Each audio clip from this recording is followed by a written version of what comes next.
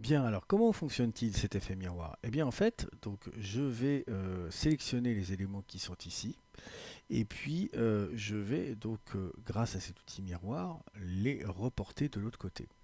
Alors, peut-être qu'avant de faire tout ça, il faudrait que je finalise en fait cette forme-là, c'est-à-dire que là, je vais évider donc ici avec le triangle que j'ai déjà en fait à ma disposition. Alors ce que je vais faire, c'est que le triangle qui est ici, je vais le ramener ici. Mais attention, vous voyez que quand je fais ça, je dis ah là là, attention, il va être derrière. Donc il faut absolument que je le passe au premier plan. Alors je vais le passer au premier plan en faisant quoi? En faisant clic droit, disposition et puis premier plan. Voilà. Pourquoi? Parce qu'en fait, jusqu'à présent, on n'a pas encore abordé tellement cette histoire de premier et de second plan, mais en fait, lorsque nous avons dans un exercice précédent réalisé donc une cible concentrique, on a bien vu qu'on superposait en fait des cercles les uns par-dessus des autres. Sous-entendu, il y a bien une notion donc d'empilement avec des choses qui sont plutôt derrière et des choses qui sont plutôt devant. Donc là, c'est exactement ce dont il s'agit.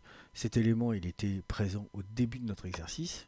On a rajouté des éléments, nécessairement ces éléments se sont rajoutés par-dessus, même s'il n'y avait pas de phénomène visible de superposition, malgré tout, ce sont des éléments qui, eux, en termes de calque, se sont rajoutés au-dessus de mon triangle. Donc là, mon triangle, je viens de le passer au premier plan, et mon triangle, je veux en fait venir le positionner exactement ici, voilà, comme ceci, pour pouvoir extruder cette forme-là avec mon triangle. Alors pour faire ça, parce que là, je l'ai fait de manière empirique, hein, voilà, en le positionnant comme ça, donc ça, c'est pas terrible. On va faire ça de manière très rigoureuse. Alors, on va aller utiliser justement des outils qui sont là et que pour l'instant, nous n'avons pas encore exploité. Alors, je vais sélectionner mon triangle avec ma flèche noire, et puis, avec majuscule, je vais venir sélectionner mon carré. Et là, j'ai en fait une série d'outils qui me permettent d'aligner les éléments les uns par rapport aux autres. Voilà. Et notamment celui-ci, ça me permet d'aligner un élément sur l'axe, ici, de le centrer sur l'axe vertical. Donc si je fais ça, qu'est-ce qui se passe? J'ai bien centré mes deux éléments selon l'axe vertical, mais comme vous pouvez l'observer, qu'est-ce qui se passe? En fait, j'ai un bout enfin plutôt j'ai un élément qui fait une partie du chemin et l'autre élément qui fait l'autre partie du chemin. C'est-à-dire que en fait, ils ont parcouru la moitié de la distance qui les séparait l'un l'autre pour se centrer à cet endroit-là.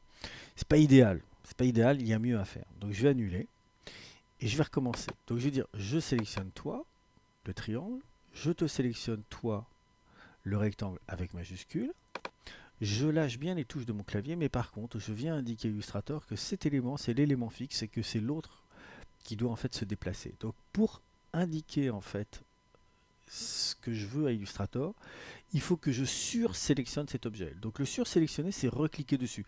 Attention, j'ai pas de touche de clavier ajoutée. Il n'y a pas de Alt, il n'y a pas de majuscule. C'est simplement je reclique sur l'objet et vous voyez, il y a une sursélection qui s'opère. Donc lui, ce sera l'élément fixe et c'est lui qui va bouger. Donc là, je peux de nouveau venir ici dans l'alignement puis dire au centre. Donc voilà, il s'est mis au centre. Et pour être bien sûr que mon triangle soit bien aligné également en bas, je vais utiliser le tout dernier ici à droite en disant donc alignement vertical en bas. Donc là, je suis bien certain que mes deux éléments sont parfaitement alignés. Je désélectionne tout. Voilà, c'est pas mal du tout. Maintenant, ce que je veux, c'est utiliser donc cet élément-là pour l'extruder de mon rectangle. Alors, je resélectionne les deux. Alors, je peux faire un lasso de sélection comme ceci. Voilà. Et donc, là, souvenez-vous, tout à l'heure, on avait utilisé, enfin tout à l'heure, dans un précédent exercice, on avait déjà en fait un petit peu abordé ce qui se passait ici au niveau Pathfinder, notamment on avait utilisé la fusion. Et bien là, en fait, qu'est-ce que représente ce symbole-là? Ce symbole-là, il dit, voilà, l'élément qui est au premier plan va s'extruder de l'élément qui est à l'arrière-plan. Donc, s'exclure, pardon, de l'élément qui est à l'arrière-plan. Donc là, en fait, c'est-à-dire que le triangle va extruder ici donc mon rectangle. Donc si je fais ça, voilà, donc mon triangle a servi en fait d'emporte-pièce.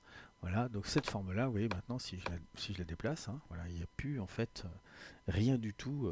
Le triangle en fait m'a fait cette forme extrudée. Donc c'est parfait, c'est très bien. Donc maintenant que j'ai ça, je vais pouvoir utiliser mon miroir. Alors pour utiliser mon miroir, au préalable, il va falloir que j'ai recours à mes règles. Donc les règles, elles sont là, c'est donc les éléments qui sont présents ici à mon écran, mais qui ne le sont peut-être pas chez vous. Alors, pour donc afficher ces règles, c'est dans le menu affichage. Dans le menu affichage, je crois que c'est afficher les règles, c'est quelque part. Règles, voilà, règles, masquer, afficher les règles, c'est ici. Alors, en fait, le mieux, c'est de tout de suite mémoriser que si vous faites commande ou contrôle R, vous affichez ou masquez les règles. Donc là, vous voyez, alternativement, commande R, commande R, commande R. Donc là, j'affiche les règles. Ce que je veux, c'est venir positionner une règle ici à la pointe donc de cette flèche, de ce triangle là. Donc je viens cliquer dans la règle ici. Je maintiens le bouton de ma souris enfoncé et je tire. Et vous voyez que tant que mon doigt est enfoncé sur le bouton de ma souris ou sur votre trackpad, je suis en train, en fait, ici, donc d'extraire une règle. Et je vais vraiment, avec ma flèche noire, cibler donc le sommet de ce triangle. Donc, quand je vais arriver sur le sommet, vous voyez, donc j'ai de nouveau ce message qui dit tu es bien sur le point d'ancrage. Donc là, je suis certain de positionner précisément donc cette règle au sommet donc de mon triangle. Si je fais ça comme ça à l'œil, non, c'est pas bon. Hein. Si je me mets là, c'est pas bon. Si je viens là, oui, là, je suis certain en fait d'être vraiment clairement au centre donc de mon triangle positionné sur son sommet. Donc là, maintenant, je peux lâcher le bouton de la souris. Voilà. Alors moi, en fait, ça apparaît en pointillé, mais c'est parce que ça fait partie en fait de mes réglages Illustrator. Chez vous, c'est pas en pointillé, c'est en trait plein, mais c'est exactement la même chose. Voilà. Donc, j'ai positionné ce repère. Et ce repère, on va l'utiliser pour donc notre outil miroir. Alors, qu'est-ce qu'on veut en fait faire? On veut sélectionner tous ces éléments-là d'un seul coup. Donc, c'est pour ça que je fais un grand lasso de sélection. Et j'aimerais en fait que selon un effet miroir, eh bien, il se reporte donc de l'autre côté. Alors pour ce faire, je vais aller chercher l'outil miroir. L'outil miroir, il se trouve ici, donc là, sous la lettre T. Et pour aller le chercher, j'ai appuyé sur la lettre O, comme Oh mon beau miroir, dis-moi que je suis la plus belle. Voilà. Donc O, ça vous amène l'outil miroir. Alors l'outil miroir, il s'utilise en deux temps. Tout d'abord, il faut lui indiquer l'axe selon lequel, ou plutôt un repère selon lequel il doit opérer donc son effet miroir. Et le repère, eh bien figurez-vous que c'est justement la règle qu'on vient de positionner ici. Ça, ce sera le repère selon lequel s'effectuera donc notre effet miroir. Donc je viens me mettre ici et vous voyez que j'ai le petit commentaire qui dit repère, donc c'est parfait. Et là, vous allez vous contenter d'appuyer sur la touche Alt et de faire clic.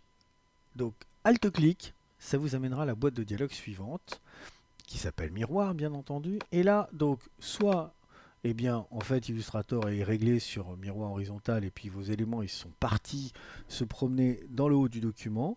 Mais si vous cochez ici vertical, vous allez voir que, voilà, selon cet axe que nous avons déterminé en faisant Alt-clic, eh bien, nous avons ici, donc, notre élément qui se copie selon cet axe. Hein.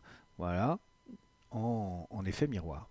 Donc, si je me contente de dire OK, ben, il va se contenter de passer de l'autre côté. Par contre, si je dis copier, là, c'est autre chose. Voilà. Donc là, nous avons obtenu notre effet miroir.